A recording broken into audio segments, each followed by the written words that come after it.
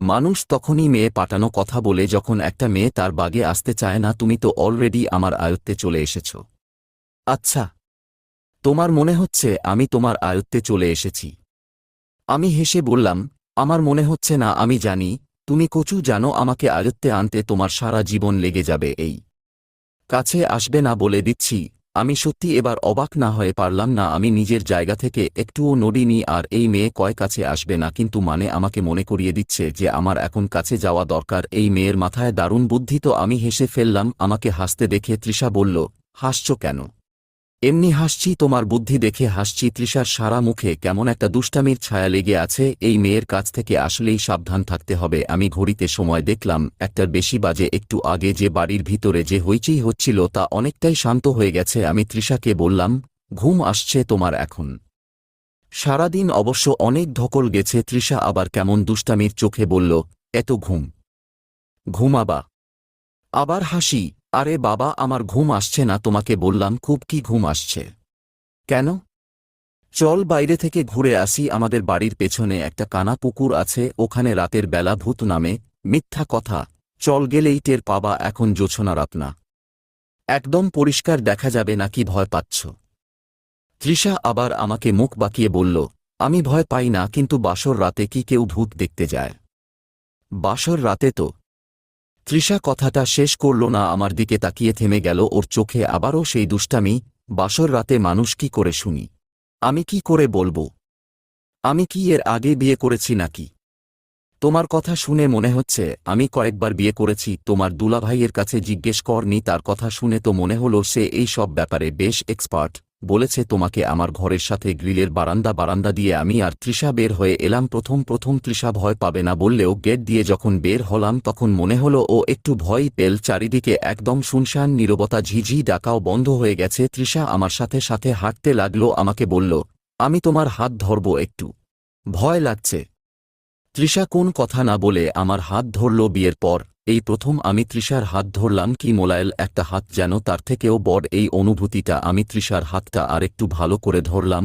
ও তো কেবল আমার হাতটা আলতো করে ধরেছিল, আমি ধরলাম আরও ভালো করে। আগে রাস্তা দিয়ে হাঁটার সময় প্রায়ই এমন কাপল দেখতাম হাত ধরে হাঁটতে। আমি অবাক হয়ে তাদের মুখের দিকে তাকাতাম। দুজনের মুখেই আনন্দের একটা আভা দেখতে পেতাম। ঠিক কী কারণে তারা এত আনন্দিত আমি বুঝতাম না, কিন্তু আজ যেন আমি কিছুটা হলেও তা উপলব্ধি করতে পারছি। আমি তৃষাকে নিয়ে পুকুর পাড়ে বসলাম। আগে তো তৃষা কেবল আমার হাত ধরেছিল, এখন বসার পর আমার আরও কাছে এসে বসল। চারিদিকে জোছনার আলোতে একাকার পুকুরের টলটলা পানি, এক চমৎকার এক দৃশ্য। মনে হচ্ছে যেন কোন স্বপ্ন দেখছি। তৃষা বলল, এটা তো কানা পুকুর মনে হচ্ছে না, এখানে কি সত্যি কি ভূত নামে? আমি হেসে বললাম, আরে বোকা নাকি, আমি তো ফান করে বলেছি। তৃষা যেন একটু চুপ করে গেল, আমার কাছে মনে হলো তাই বললাম, কি হলো? কিছু না তৃষার, কিছু না। শুনে সত্যিই মনে হলো কিছু হয়েছে। কি এমন করলাম যে তৃষার মুড অফ হয়ে গেল? আমি বললাম, কি হলো বল। এমন চমৎকার একটা রাত এভাব নষ্ট কেন করছো বল প্লিজ। তৃষা কিছুক্ষণ চুপ করে থেকে বলল, আমি না মিথ্যা একদম নিতে পারি না, বিশেষ করে প্রিয় মানুষগুলোর কাছে থেকে। আরে বাবা, আমি তো জাস্ট ফান করেছি। ফান করেও না?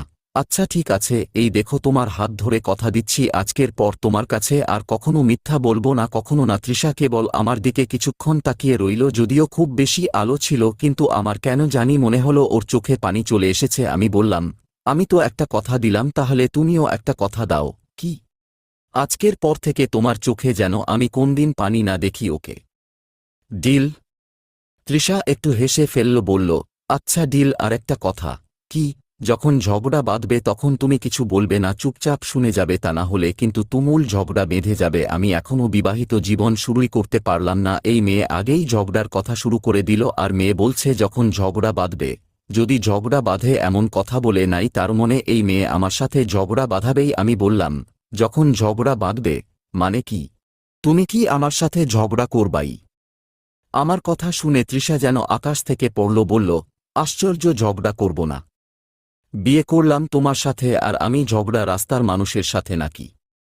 আচ্ছা, জি হ্যাঁ, আজকে বাসর রাত বলে কিছু বলছি না, কালকে থেকে দেখো কথায় কথায় তোমার সাথে ঝগড়া বাঁধাবো। এটা করলে কেন? ওটা করলে কেন? সেইটা করলে না কেন? এরকম হাজারটা প্রশ্নের জবাব দিতে দিতে তোমার জান শেষ করে ফেলব, বুঝেছ? আচ্ছা, আমার শ্বশুর মশাই আমার কপালে এমন জগডাটে বউ দিল, তোমার ছোটা বোনকেই বিয়ে করা দেখি ভালো ছিল। কি বললা? আবার বল। না না, কিছু বলিনি তো, বললাম যে আমার শ্বশুর মশাই একদম ঠিক মেয়েটাই আমাকে দিয়েছে। এইটাই মনে রেখ। আমি মনে মনে হাসলাম। তৃষার সাথে এত জলদি এত সহজ হয়ে যাব ভাবতে পারিনি। তৃষা আমার সাথে এমনভাবে কথা বলছে যেন আমার সাথে কত চিন পরিচয় ওর, কত দিনের ভাব। বিয়ের আগে কেবল অল্প কয়দিন আমাদের দেখা হয়েছে, তাও বেশিরভাগ সময় তৃষা চুপ করেই থাকত লজ্জায়। আর এখন মেয়েরা পারেও বটে। তৃষা বলল, আর শোন, তুমি কিন্তু আমার উপর রাগ করে থাকতে পারবে না, মনে থাকবে তো আমি কেবল তোমার উপর ওর অভিমান করব এবং তোমাকেই সেই রাগ ভাঙাতে হবে। কিন্তু আচ্ছা, আর কিছু? আর যখন আমার রাগ ভাঙাতে আসবা অনেকগুলো চকলেট নিয়ে আসবা। চকলেট দেখলে আমি কিছুতেই রাগ করে থাকতে পারবো না, মনে থাকবে তো? আমি হাসলাম। আমার ভাবতেই ভালো লাগছে, এই মিষ্টি মেয়েটা আমার বউ। এর পর থেকে আমার জীবনের সবকিছুতেই এই মেয়েটার ছোঁয়া থাকবে। সকালের ঘুম থেকে উঠে এই মেয়েটার মিষ্টি হাসি আমি দেখতে পাবো। আমি তৃষার হাতটা আমার ঠোঁটের কাছে এনে আলতো করে একটু চুমু খেলাম। এই জোছনার আলোতেও দেখলাম তৃষা একটু যেন লজ্জা পেল।